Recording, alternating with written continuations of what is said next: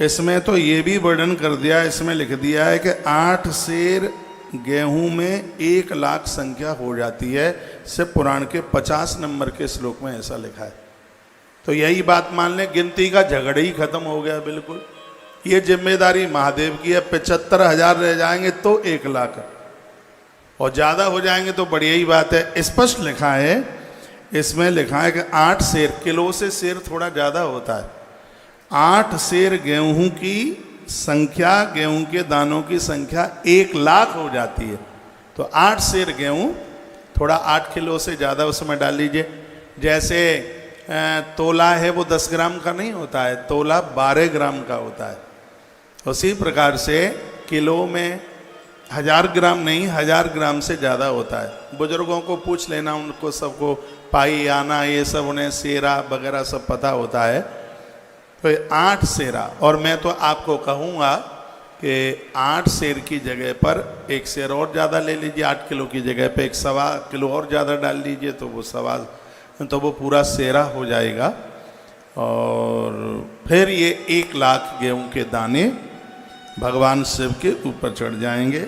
तो इसमें भगवान स्वयं, भगवान महादेव कहते हैं, 1 लाख गेहूं कोई मेरे सिर के ऊपर चढ़ा करके मेरा अर्चन करता है, उसके घर में संतति की वृद्धि होती है, परिवार की वृद्धि होती है। इसमें कोई संशय वाली बात नहीं है। ये बात रही गेहूं की।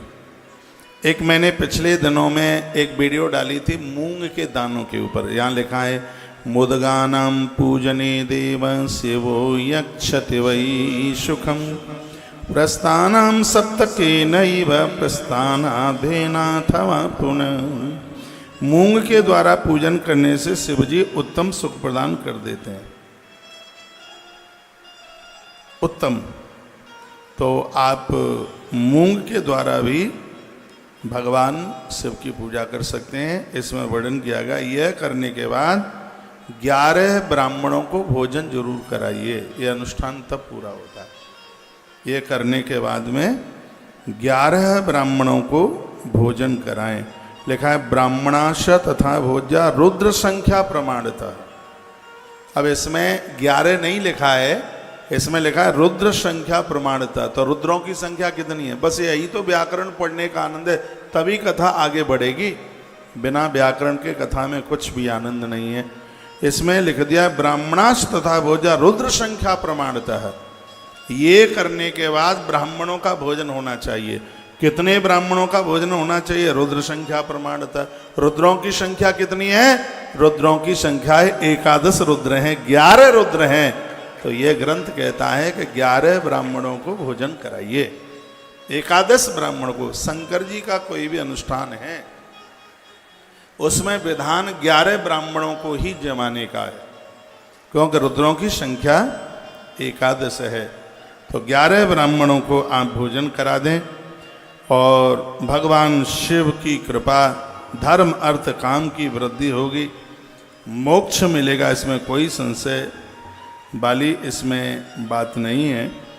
वर्णन किया गया है कि सरसों का दाना, राई के दाने से भी भगवान की पूजा होती है।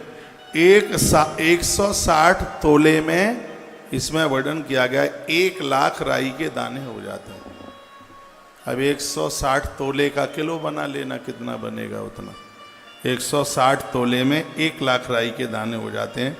देखा, सरसों से पूजन करने पर शत्रु परास्त हो जाता है। सरसों के दाने से पूजन करने पर शत्रु बिल्कुल परास्त हो जाता है। अरहर या समी के पत्तों से भगवान शंकर की पूजा करें, इससे अनेक अनेक प्रकार की बाधाएं दूर हो जाती हैं। श्लोक नंबर 58 नंबर लिखा है, वर्णन किया गया है, मरीचि संभवा पूजा शत्रु नाश करी स्मृता। काली मिर्च, सरसों यानी राई, इनसे शत्रु की को भावना है उसका नाश होता है। आड़ की नाम दलशैवा, आड़ की अरहर, अरहर के फूलों से भी भगवान शंकर की पूजा करें तो नाना सुख करी, तमाम प्रकार के सुख चल करके आ जाते हैं। इसमें कोई संशय वाली बात नहीं। लक्ष्यमानम तो पुष्पाणाम शृणु प्रत्ता मुनीश्वरा। 1,00,000 फूलों से भगवान महादेव की जो पूजा करेगा, भगवान शंकर उसके भंडार भर देंगे, उसके ऊपर बहुत प्रसन्न हो जाएंगे। 1,00,000 पुष्प से भी भगवान की पूजा करने का विधान बताया गया है। और फिर चमेली के फूलों से भी भगवान की पूजा, कमल के फूलों से भगवान की पूजा, सरसों के फूल से भगवान की पूजा, कनेर के फूलों से भगवान की पूजा है, मल्लिका के पुष्पों से भगवान की पूजा और तिल के पुष्पों से भगवान की पूजा की जाती है। तो इससे भगवान भोलेनाथ अति प्रसन्न हो जाते हैं। तो यदि हो जाए तो ये जरूर कर लीजिएगा। लिखा है महापातकजम दुखम तत्क्षणान नश्यन्ति ध्रुवम। भगवान महादेव घोर से घोर, बड़े से बड़े महापातकों को, बड़े से बड़े पापों को दूर कर देते हैं। शंकर प्रसन्न हो जाएं तो किस प्रकार की कमी रह सकती है। आशुतोष तुम अवडर दानी, आशुतोष तुम अवडर दानी, आरती हरहु दीन जन जानी। आशुतोष तुम अवडर दानी, आरती हरहु दीन जन जानी। आशुतोष तुम अवडर दानी, आरती हरहु दीन जन जानी। भक्तवत्सल भगवान की जय हो। समीपत्रयी तथा मुक्ति प्राप्यते पुरुषेण च। समी के पत्तों से भगवान शिव को आप पूजेंगे तो यह कष्टों को निवारण करने वाला है, घर के दोषों को समाप्त करता है। समी के पत्तों से भगवान बहुत प्रसन्न होते हैं। मल्लिका कुसुमई दत्तै श्रियम शुभतराम सेवा। तो मल्लिका के फूल से भी भगवान की पूजा करें। और एक बड़ी अद्भुत बात कही है, जब हम ग्रंथ पढ़ते हैं तो समाधान होता है। प्राय लोग बहुत ज़्यादा ऐसा बोलते हैं कि महादेव के ऊपर तुलसी मन चढ़ाइए, ज़्यादातर ऐसे बोलते हैं। लेकिन यहाँ मैं एक प्रमाण आपको दे रहा हूँ। श्री शिव महापुराण रुद्र संहिता सृष्टि खंड अध्याय नंबर 14 और श्लोक नंबर 28, जिसमें स्पष्ट तुलसी चढ़ाने की बात कही है महादेव के ऊपर। कैमरा लगा सकते हैं इधर लाके, यहाँ मेरे ग्रंथ पर देखिए, इसमें लिखा है भुक्ति मुक्ति फलम तस्य तुलस्या पूजयेद यदि।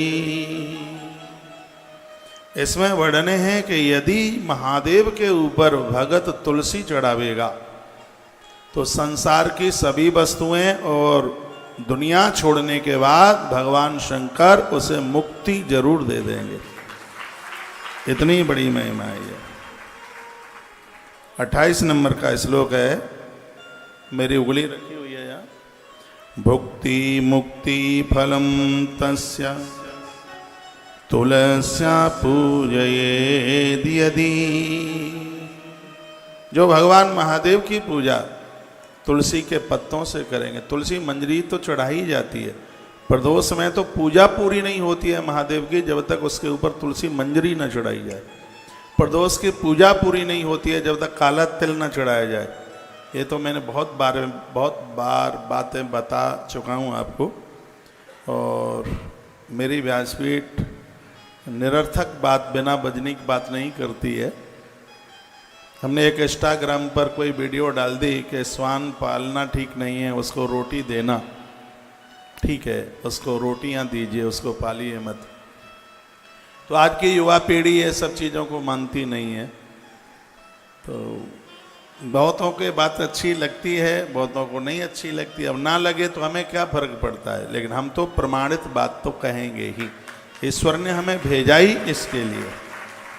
तो भुक्ति मुक्ति फलम तस्यः तुलस्या पूजयेद यदि। अर्क पुष्पै प्रतापस्य कुब्ज कब्बार के स्थिता। अकौआ का फूल तुलसी, समीपत्र और करवीराणी वही क्रमात्, करवीर कहते हैं कनेर के फूल, यह भगवान शिव को अति प्रिय है। भगवान शंकर बड़े खुश हो जाते हैं। ससे तथा भगवान वाहन देते हैं, यश देते हैं, और सबसे आनंद की बात है शांति दे देते हैं, रोगों को समाप्त कर देते हैं। यदि कोई बीमारी फैली है, रोग समाप्त नहीं हो रहे हैं, तो रोगों चाटना कहानी। करवीराणी वही क्रमात्, कनेर का फूल शंकर के ऊपर चढ़ाने से रोगों की निवृत्ति हो जाती है। तुलसी चढ़ाने से संसार की वस्तुएं, मृत्यु के समय पर पांव में कांटा लगे इतना भी कष्ट न हो, व्यक्ति मुक्त हो जाता है। इतनी बड़ी महिमा वर्णित की गई है इस ग्रंथ में। थोड़ा जूम करके दिखाओ ना, ये तो पूरा पेज दिख रहा है, पता नहीं लग रहा है उसमें। ये लगाओ, यहां से यूं लगा दो इसे। भुक्ति मुक्ति फलम तस्य तुलस्या पूजेद यदि। हो सकता है आप अपने मोबाइल में भी डालोगे, इसमें गूगल पे इसमें आप लिख दें शिव महापुराण रुद्र संहिता सृष्टि खंड अध्याय नंबर 14 और श्लोक नंबर 28, ये श्लोक निकल के आ जाएगा। शायद देख लेना, आ जाएगा बिल्कुल। गूगल ने दुनिया कब्जे में कर रखी है, उसमें संस्कृत टू हिंदी दोनों लिख देना, तो उसमें हिंदी में भी उसका अर्थ निकल के आ जाएगा, देख लेना एक बार। तो तुलसी पत्र से पूजन करने पर भोग एवं मोक्ष दोनों प्राप्त होते हैं, ऐसा सूत सौनकादियों को सुना रहे हैं, भगवान व्यास लिख रहे हैं। तो बड़े आनंद की बात कही गई है। जो आप भगवान का जप करते हैं, 3 लाख जप से मनोरथ प्राप्ति, 4 लाख जप से भगवान शंकर अति प्रसन्न हो जाते हैं, 5 लाख जप हो जाने पर शिव संपूर्ण मनोरथों को पूरा कर देते हैं। जिन लोगों ने 10 लाख महामृत्युंजय मंत्र का जप कर लिया है, उन्हें संसार की सभी वस्तुएं प्राप्त हो जाती हैं। 24 नंबर के श्लोक में ऐसा लिखा है, पंचमम च यदा लक्ष्यम फलम यशत संशयम। फिर लिखा है, अनैनेव तु मंत्रेण 10 लक्ष्य फलम भवेत। महामृत्युंजय मंत्र 10 लक्ष्यम, 10 लक्ष्य वर्णन है स्पष्ट, उसमें वर्णन किया 10 लाख। महामृत्युंजय का 10 लाख जप करने से मनुष्य सभी प्रकार के फलों को प्राप्त कर लेता है। ये बातें मैं इसलिए सुना रहा हूँ, मंत्र विज्ञान के ऊपर पूरी श्रद्धा बनी रहे। कल मैंने आपको निवेदन किया था कि पूजा का पूरा फल तब मिलता है जब चारों घटनाएं, चारों चीज़ें हमारे जीवन में, जिसमें तुलसी रुद्राक्ष भी, माथे पर चंदन भी, जप और भगवान का पूजन, चारों चीज़ें हों। तो हम जैसे लोगों को भगवान ने इसीलिए भेजा है कि समाज को यह जानकारी देते रहें। हम जैसे लोग यह जोर से ये बात आपके बीच में रखते रहेंगे तो आप चद्दरें उड़ाने के लिए पीर पैगंबर पर नहीं जाएंगे, जरूरत ही क्या पड़ेगी। आप हनुमान जी को सिंदूर चढ़ाइए, मैया को चुनरी चढ़ाइए, आनंद है। अपने तो ग्रंथ बड़े अद्भुत हैं, बहुत अद्भुत हैं। क्या सुंदर वर्णन किया कि पूजा में जो भी कोई कमी रह जाती है, आरती उतारते ही उसकी पूर्ति हो जाती है। जमाई आ जाए, वासी आ जाए, जब करते हुए बीच में आप बोल गए हैं तो वर्णन किया गया है कि उसमें आप भगवान की आरती जरूर करें। पूजा पूरी तब ही मानी जाती है तब भगवान की आरती उतारी जाए। अब पूछा गया है कि आरती कितनी बार घुमानी चाहिए, कितनी बार आरती घुमावें, तो इसका भी वर्णन किया गया है। अध्याय नंबर 13 है, 70, 71, 72, 73 और 74। इन श्लोकों में भगवान की आरती का ही वर्णन किया गया है। कहा गया है कि 14 बार आरती घुमाएं, पैरों को 4 बार, नाभि मंडल को 2 बार, मुख को 1 बार और पूरे शरीर पर 7 बार। कम से कम 14 बार तो आरती घूमे, और ज़्यादा भी यदि आप घुमा लेते हैं तो उसमें कोई दिक्कत नहीं, यानी 14 से कम ना हो। ये नहीं कि आपने बस जलाई और फुर से यूँ घुमाई और रख दी। कम से कम 14 बार। कहाँ लिखा है? लिखा है पादयोश चतुर्वारम, स्पष्ट लिखा है। 71 नंबर का श्लोक है। पादयोश चतुर्वारम यानी पैरों में 4 बार घुमाए। द्वि कृतो नाभिमंडले, भगवान की नाभि के ऊपर 2 बार घुमाए। कितना हो गया? 4 और 2 6। एक कृत्वे मुखे, 1 बार मुख के ऊपर घुमाए। कितना हो गया? 7। फिर लिखा है सप्त कृत्व सर्वांग एव ही, पूरे शरीर के ऊपर 7 बार घुमाए। तो 7 + 7 = 14 है। ऐसा वर्णन किया गया। ततो ध्यानम यथो यक्तम वही कृत्वा मंत्रमूर्तम, भगवान के सन्मुख खड़े होकर मंत्र जप करें, स्तुति करें। जो भी आपसे कुछ आता है वह जरूर बोलें। भगवान के सन्मुख खड़े होकर के अगल बगल वालों को न देखें। नहीं तो प्राय लोग मंदिर में जाते हैं तो मंदिर में जाकर के ये देखते हैं कि हमारा अड़ोसी पड़ोसी हमें जानने पहचानने वाला कोई है कि नहीं, और बगल में उनसे बात करते रहते हैं। बहुतों को तो ये भी नहीं पता लगता कि भगवान ने आज पोशाक कौन सी पहनी है। मंदिर में आप 4 घंटा खड़े रहते हैं, इससे कोई फर्क नहीं पड़ता। मंदिर में जितनी देर आप खड़े होते हैं तो उस समय मंदिर में आपके और आपके भगवान के अलावा कोई तीसरा होना ही नहीं चाहिए। और जब रास्ते में आप जाते हैं मंदिर के लिए, तब भी चिंतन भगवान का ही होना चाहिए। एक रामायण में बड़ी सुंदर चौपाई है। जब मंदिर की तरफ आप जाएं तो इसको गुनगुनाते हुए जाइए। विभीषण के प्रसंग में गोस्वामी जी ने लिखा है, देखे हूँ जाई चरण जल जाता, देखे हूँ जाई चरण जल जाता, अरुण तुलसी बग सुख दाता। देखे हो जाई चरण जल जाता, अरुण तुलसी बग सुख दाता। देखे हो जाई चरण जल जाता, अरुण तुलसी बग सुख दाता। देखे हो जाई चरण जल जाता, अरुण तुलसी बग सुख दाता। तत्पश्चात ये तो रास्ते में जब बोलते बोलते हम जाते हैं, मंदिर में घुस जाते हैं, बाहर कोई नलका लगा है तो कुल्ला कीजिए, पामों में छींटे जरूर डालिए।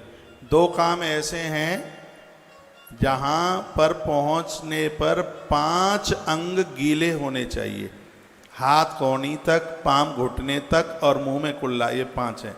एक भोजन करते समय और एक भगवान का दर्शन करते समय।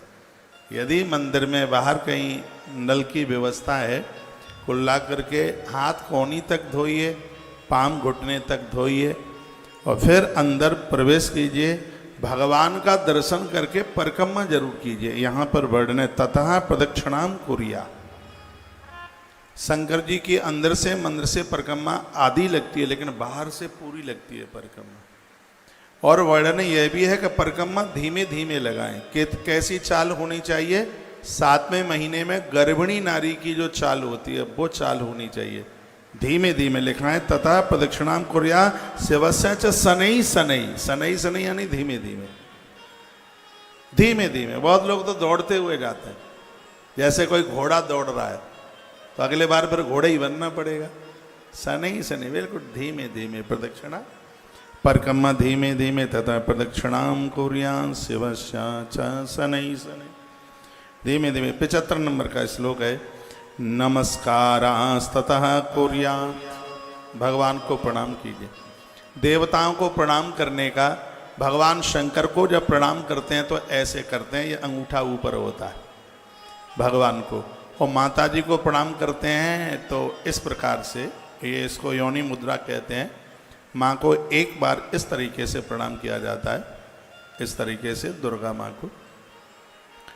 भगवान महादेव को प्रणाम करते हैं तो दोनों अंगूठे ऐसे आपस में, इसको लिंग मुद्रा कहते हैं, तो दोनों अंगूठे आपस में मिले हुए होते हैं। तो भगवान को प्रणाम करके फिर यहाँ लिखा है कि माताएं पंचांग प्रणाम करें और पुरुष लोग साष्टांग प्रणाम करें।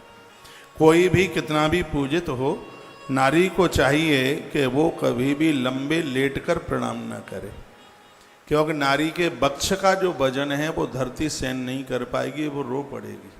कभी आप गोवर्धन श्री गिरिराज जी गए हों और आपने देखा हो, माताएं जब दंडवती परिक्रमा करती हैं तो छाती के भर लेट करके नहीं करती, वो कंधे के भर लेट करके करती हैं। ग्रंथ में तो लिखा है कि इतना बड़ा अपराध है यदि कोई नारी छाती के भर जमीन में लेट करके सोती है। कैकेयी माता ने क्रोध किया था, छाती के भर वो गिरी, माँ कैकेयी, अयोध्या अनाथ हो गई। नारी को कभी भी छाती के भर जमीन पर नहीं लेटना चाहिए, धरती माता उसके इस वजन को सहन नहीं कर पाती है। अरे जो ग्रंथों में जो बातें लिखी हैं, महापुरुषों के अनुभव में ये बातें, और जिस बात को स्वयं महादेव कह रहे हों, तो अब बताइए वो बात कितनी वजनीक हो सकती है। वैसे भी गर्भ में जब संतान होती है तो नारी की जीभ बहुत कुछ खाने के लिए मांगती है। जब गर्भ में संतान होगी तो मिट्टी खाने को मांगेगी, लपसी खाने को मांगेगी, समोसा खाने को मांगेगी, चाउमीन खाने को मांगेगी। मैं तो लिखी लिखाई बात बोल रहा हूँ, आपको अनुभव होगा, ज़्यादा तो आपको पता होगा ना। तो उस समय जिह्वा के ऊपर बहुत भारी संयम की जरूरत होती है। गर्भ में संतान आवे, सूर्य अस्त के बाद अन्न मत खाइए, रात्रि को कभी खुले केसों से मत सोइए, और गर्भिणी नारी पामों को भिंगा करके रात को न सोए, इससे होने वाली संतान के लिए खतरा बढ़ जाता है। ध्यान से सुनिए, वो माताएं जिनके घर में बहू हैं और जिनको बच्चा होने वाला है, असली चंदन मिल जाए, 3000 रुपया कम से कम केजी आएगा, किलो, उसको पानी में 100 ग्राम लकड़ी चंदन की डाल दीजिए, और रात्रि को सोते समय, ये मौसम बहुत ज़्यादा बढ़िया, क्योंकि ज़्यादा ठंड भी है नहीं है, तो बहुत ही ज़्यादा बढ़िया फायदेमंद होगा नारी के लिए। तो वह इससे बच्चे के अंग पूरे के पूरे निकल करके आएंगे, उसकी हाइट बढ़ेगी, उसका शरीर भी सुंदर होगा, सुडौल होगा। और आनंद की बात यह है कि नारी को भी बच्चे को जन्म देने में कष्ट नहीं होगा। ये तो महात्मा याज्ञवल्क्य ने